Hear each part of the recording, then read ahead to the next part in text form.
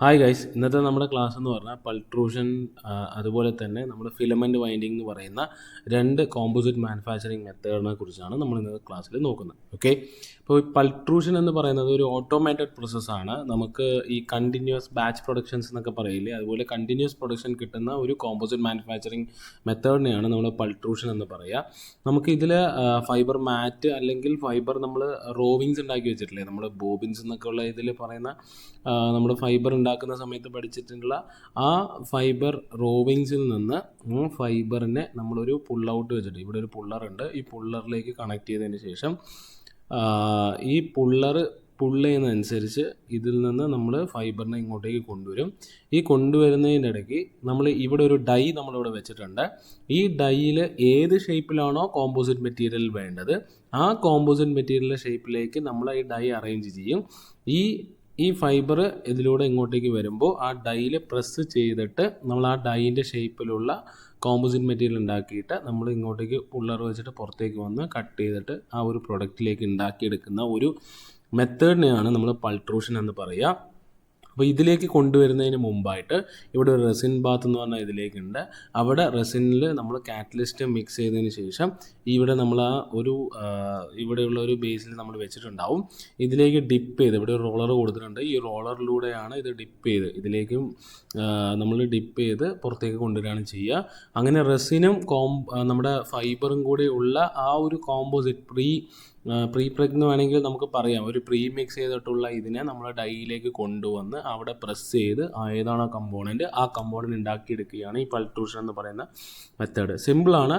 So ഈ ഒരു method നമ്മൾ പറയുമ്പോൾ ഇവിടെ ഒരു ഷേപ്പ് പ്രിഫോമർ എന്നൊക്കെ പറയുന്നുണ്ട്. അത് ചെറുതായിട്ടൊരു ഹീറ്റ് ചെയ്തിട്ട് നമുക്ക് ഏത് ഷേപ്പാണോ വേണ്ട ആ ഷേപ്പിലേക്ക് കൊണ്ടുവരിക എന്നുള്ളതാണ്.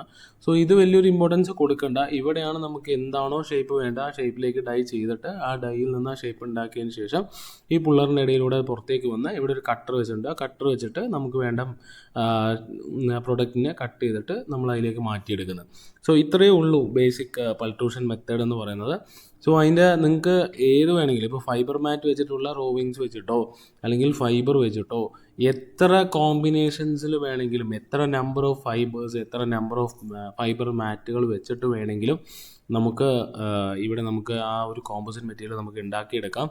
മെയിൻലി നമ്മൾ സിലിണ്ടറിക്കലായിട്ടുള്ള സോളിഡ് സിലിണ്ടേഴ്സ് ആയിട്ടുള്ള പൈപ്പ് എന്ന് പറഞ്ഞാൽ ഹോളോ അല്ല, മീൻസ് സോളിഡ് റോഡുകൾ, അതേപോലെ തന്നെ ചെറിയ ചെറിയ പീസസ്, മീൻസ് നമ്മൾ ചെറിയ കോമ്പോസിറ്റിൽ ഉണ്ടാകുന്ന ചെറിയ ചെറിയ കമ്പോണൻസ് എല്ലാം കണ്ടിന്യൂസ് ആയിട്ട് ഒറ്റ ടൈമിൽ ഇത്ര ബാച്ച് ഉണ്ടാക്കിയെടുക്കാൻ സാധിക്കുന്ന ഒരു മെത്തേഡാണ് പൾട്രൂഷൻ മെത്തേഡ് എന്ന് പറയുന്നത്. ഇവിടെയാണ് നമ്മുടെ ഡൈ ഇരിക്കുന്നത്. ഈ ഡൈ ആണ് ആ ഷേപ്പിലേക്ക് മാറ്റിയെടുക്കുക. സോ പ്രീഫോമർ ഡൈ എന്ന് പറഞ്ഞാൽ ഇതിലേക്ക് ഈ ഒരു ഹീറ്റഡ് ഡൈയിലേക്ക് നമ്മളൊരു റോ മെറ്റീരിയൽ ബില്ലറ്റ് എന്നൊക്കെ നമ്മൾ പറയുമല്ലോ ഫോർജിങ് മെത്തേഡിൽ, ആ ഒരു ബില്ലറ്റിലേക്ക് മാറ്റിയെടുക്കാനാണ് ഇവിടെ ഒരു പ്രീഫോമർ ഡൈ എന്ന് പറയുന്ന ഒരു സംഭവം നമ്മളിവിടെ ഉപയോഗിക്കുന്നത്. ക്ലിയർ ആയോ? അപ്പോൾ ഇതിൻ്റെ ഇമ്പോർട്ടൻസ് നിങ്ങൾക്ക് മനസ്സിലായിട്ടുണ്ടാവും. ഈ ഒരു ഫിഗറിൽ നിന്ന് നിങ്ങൾക്ക് മനസ്സിലാവില്ല എന്നുണ്ടെങ്കിലും ഇതിൽ നിന്ന് നിങ്ങൾക്ക് മനസ്സിലാവും. കാരണം ഈ ഒരു ഡൈയിലേക്ക് പോകാൻ ഒരു ഷേപ്പ് വേണം.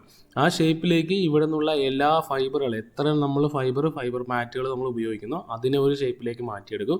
ആ ഷേപ്പിൽ നിന്ന് നമ്മൾ ഫൈനൽ ഷേപ്പിലേക്ക് മാറ്റിയെടുക്കുന്ന ഡൈയിലേക്ക് കടത്തി വിടുകയും അതിൽ നിന്ന് നമ്മൾ ഉണ്ടാക്കിയതിനെ നമ്മൾ കട്ട് ചെയ്തിട്ട് ഏതാണോ പീസ് ആ പീസിലേക്ക് നമ്മൾ മാറ്റിയെടുക്കുകയാണ് നമ്മളിവിടെ ചെയ്യുന്നത്.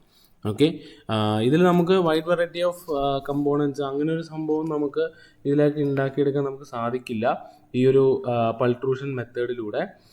നമുക്ക് എന്തുവന്നാലും സോളിഡ് ആയിട്ടുള്ള റോഡുകൾ, ട്യൂബ്സ്, അതുപോലെ വേരിയസ് സ്ട്രക്ചറൽ ഷേപ്സിലുള്ള കമ്പോണൻസ് എല്ലാം നമുക്ക് മാനുഫാക്ചർ ചെയ്തെടുക്കാൻ നമുക്ക് സാധിക്കും. ഇതിൻ്റെ അഡ്വാൻറ്റേജ് എന്ന് പറയുന്നത് സർഫേസ് ഫിനിഷ് നമുക്ക് കൂടുതൽ കിട്ടും. ബോത്ത് സൈഡ്സ്, മീൻസ് രണ്ട് സൈഡ്സിലും നമുക്ക് സർഫേസ് ഫിനിഷ് കിട്ടും. ഫാസ്റ്റർ പ്രൊഡക്ഷനാണ്, കാരണം ഓട്ടോമേറ്റഡ് പ്രൊഡക്ഷനാണ് നമ്മൾ ഓൾറെഡി പറഞ്ഞു.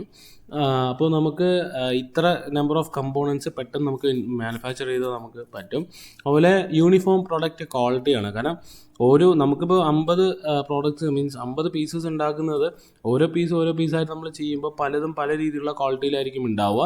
അത് നമുക്ക് ഒഴിവാക്കി നമുക്ക് ഒരേ ഈക്വൽ മീൻസ് നമുക്കൊരു യൂണിഫോം ക്വാളിറ്റിയുള്ള 50 പീസസ് നമുക്ക് ഉണ്ടാക്കിയെടുക്കാൻ ഈ പൾട്രൂഷനിലൂടെ സാധിക്കും എന്നുള്ളതാണ് നമുക്ക് ഇതിൻ്റെ മെയിൻ അഡ്വാൻറ്റേജ് ആയിട്ട് നമുക്ക് പറയാൻ പറ്റുക.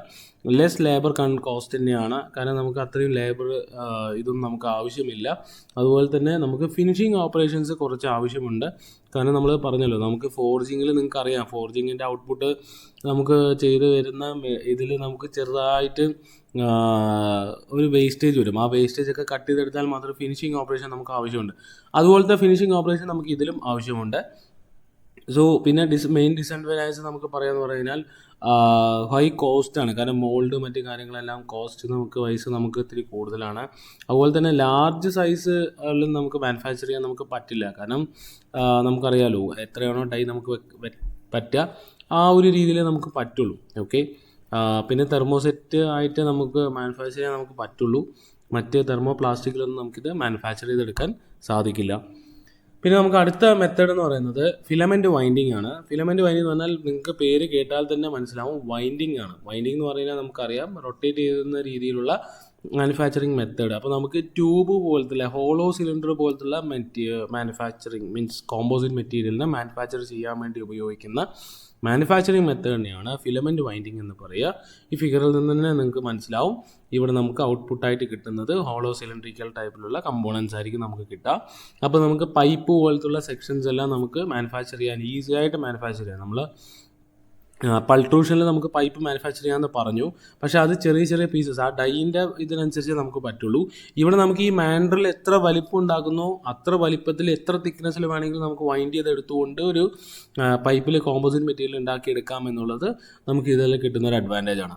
അപ്പോൾ നമുക്ക് നേരത്തെ പറഞ്ഞ പോലെ റോവിങ്സ് നമുക്കിവിടെ അറേഞ്ച് ചെയ്ത് വെച്ചിട്ട് അത് നമുക്ക് ഇതിലേക്ക് പുള്ളറിലേക്ക് ഈ റോളറിലേക്ക് നമ്മൾ കണക്ട് ചെയ്ത് കഴിഞ്ഞാൽ ഈ റോളറിൽ നിന്ന് ഇതിലേക്കും ഈ വൈൻഡിങ്ങിലേക്ക് കണക്ട് ചെയ്യുക. ഇതിൻ്റെ ഇടയ്ക്ക് ഒരു റെസിൻ ബാത്തിൻ്റെ ഒരു ഇത് വെച്ചിട്ടുണ്ടാവും.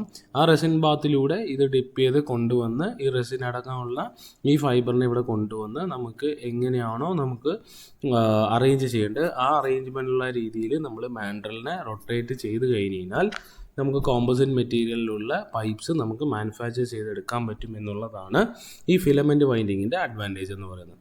സോ ഇതിൽ ഉണ്ടാക്കുന്ന പ്രോഡക്റ്റ്സ് എന്ന് പറഞ്ഞാൽ കംപ്രസ്ഡ് എയർ ടാങ്കുകൾ നമുക്ക് മാനുഫാക്ചർ ചെയ്യാം. അതുപോലെ high pressure CO2 tanks and bottles, water softener systems, rescue air tanks, sale boat mast, അതുപോലെ കംപ്രസ്ഡ് നാച്ചുറൽ ഗ്യാസ് ടാങ്ക്സ് എല്ലാം CNG ടാങ്ക്സ് എല്ലാം നമുക്ക് മാനുഫാക്ചർ ചെയ്യാം. Defence and aerospace systems manufacture ചെയ്യുന്നുണ്ട്. ഇതിൽ ലൈറ്റ് പോൾസും നമുക്ക് ഇതിലേക്ക് മാനുഫാക്ചർ ചെയ്തെടുക്കാമെന്നുള്ളതാണ് ഇതിൻ്റെ മെയിൻ അഡ്വാൻറ്റേജ് ആയിട്ട് വരുന്നത്. ഓക്കെ, ഇതിൽ നമുക്ക് അതിൻ്റെ ആ പ്രോസസ്സിൻ്റെ അഡ്വാൻറ്റേജ് എന്ന് പറയുന്നത് നമുക്ക് ഈസി ടു ഹാൻഡിലാണ്, ക്വിക്കായിട്ട് നമുക്ക് പാർട്സ് മാനുഫാക്ചർ ചെയ്യാം. അതുപോലെ നമ്മൾ നേരത്തെ പറഞ്ഞ പോലെ ഹ്യൂജ് സൈസിലുള്ള പൈപ്പ്സ് നമുക്ക് മാനുഫാക്ചർ ചെയ്യാൻ നമുക്ക് പറ്റും. സ്പിന്നിങ് സ്പീഡ് നമുക്ക് ലിമിറ്റഡ് ആണ്. സോ അതുകൊണ്ട് നമുക്ക് ആ ഒരു ടൈമിംഗ് നമുക്ക് എടുക്കുന്നുണ്ടാവും. അതുപോലെ നമുക്ക് തെർമോസെറ്റ് ആയതുകൊണ്ട് ക്യൂറിങ് ബൈ ഹീറ്റിംഗ് നമുക്ക് ഒരിക്കലും പറ്റില്ല.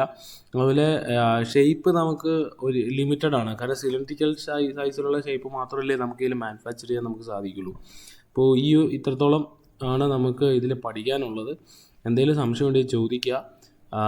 ഇനി നമുക്ക് അടുത്തത് ഇതാണ് നമ്മൾ ഈ മെറ്റൽ മാട്രിക്സ് അതുപോലെ മെറ്റൽ കോമ്പോസിറ്റ്സ് എങ്ങനെ മാനുഫാക്ചർ ചെയ്യാമെന്നുള്ളതും സെറാമിക് കോമ്പോസിറ്റ് എങ്ങനെ മാനുഫാക്ചർ ചെയ്യാമെന്നുള്ളതാണ് നമ്മൾ ഇനി പഠിക്കാൻ പോകുന്നത്. ഓക്കെ, സോ ഇന്നത്തെ ക്ലാസ് ഇത്രയേ ഉള്ളൂ. Thank you.